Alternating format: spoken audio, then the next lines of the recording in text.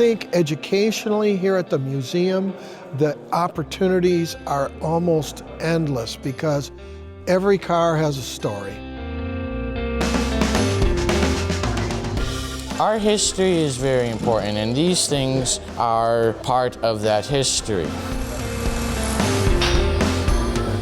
To keep the car culture alive is extremely helpful. Everybody knows about classic muscle cars and things, but then you have the Buicks that I'm working on. They're almost like lowering in popularity, and like these kind of help keep that alive.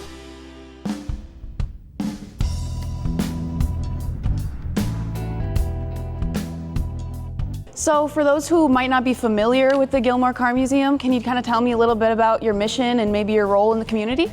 Our mission here at the museum is to tell the history of America through the automobile.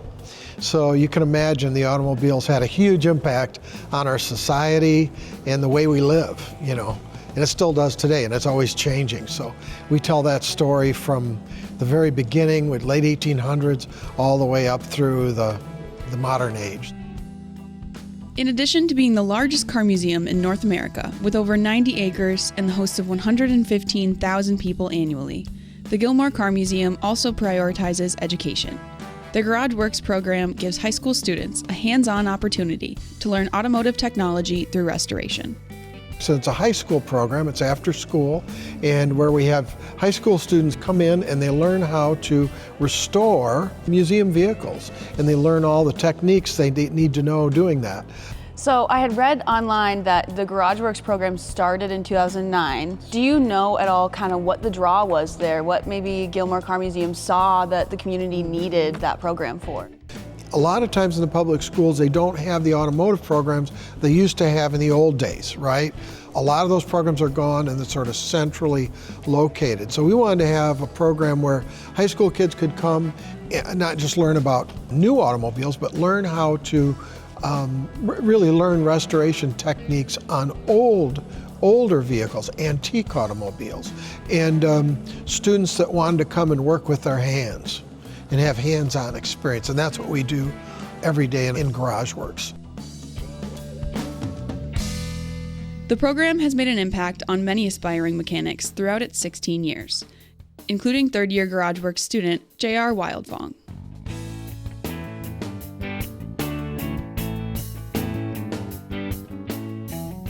Well, I'm from Mansalona, Michigan. That's about an hour away from Traverse. We drive about 3 hours down here twice a week. It's a big commitment, but it's been worth it. This is one of my favorite places to be because I like cars. Mainly the design, but the engine is really interesting too. So can you maybe talk about what does like a day here look like for you? It looks like that. Yeah, yeah. Yeah, I've been working on that car for quite a while. This 1932 Buick has been given a new life, thanks to JR and help from his mentor, Phil. There wasn't anything in here at all. The engine was not even in the car. It was still at the machine shop. They brought it in, they installed the bottom half of the engine, then put the head on, bolted the head on, and we put, with JR and myself and James, we put the whole valve train together, lined up the exhaust manifold and the intake manifolds, which was not easy. We meticulously took our time and installed each piece as it's supposed to go, made sure that it was right. And now this past Tuesday, we started the engine for the first time and it ran really well. It was very gratifying. These guys did a lot of hard work on this. My mentors are really great. They always help me. They never make me feel stupid. They're always willing to show me how to do things, and they're really encouraging. In our program, it's definitely a friendship. It's a very close relationship where we're friends with our students. We try to mentor them, not just teach them the individual skill. We try to mentor them in their life. We like to think we've given them some good life skills, soft skills that, you know, they can pick up with us too, that'll serve them well in the future. We encourage them and talk to them about their career, where they are in their life, you know, where they're going. And we like to do that. That's very rewarding.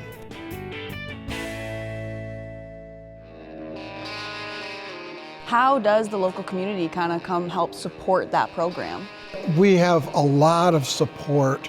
We get financial contributions from many people in the community, and we get a lot of support from these local clubs. We had a gentleman donate all his old tools. You know, he was finished with them and decided he was going to give them to our program. As you look to the future, how do you maybe see Gilmore Car Museum playing a role in shaping the next generation of, students in the automotive industry? Yeah, I think there's more and more opportunity for that as time goes by. The museum is constantly changing. And we're fortunate. We have 90 acres of land here, right? We have 7 partner museums out here, and there's a whole row, a street filled with partner museums, and we're doing more building, more expansion.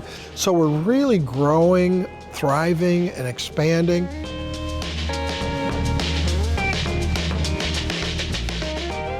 So what would you maybe tell a student that was interested in figuring out the automobile tech industry and wanted to get involved in this? Why should they do it?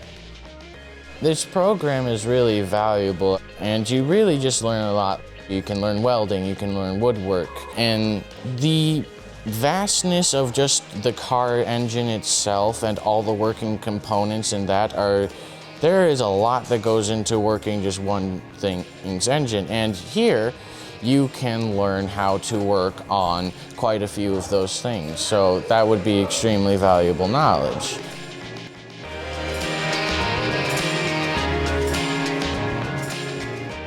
And also, if you're going to go into an automotive field, it does help to know, like, where did these things start from, how did these things used to work, and also if you're going to be a mechanic, you never know when one of these classic cars are going to be rolling into your shop. And if you already have the knowledge that you gain from here, that's going to obviously be extremely helpful.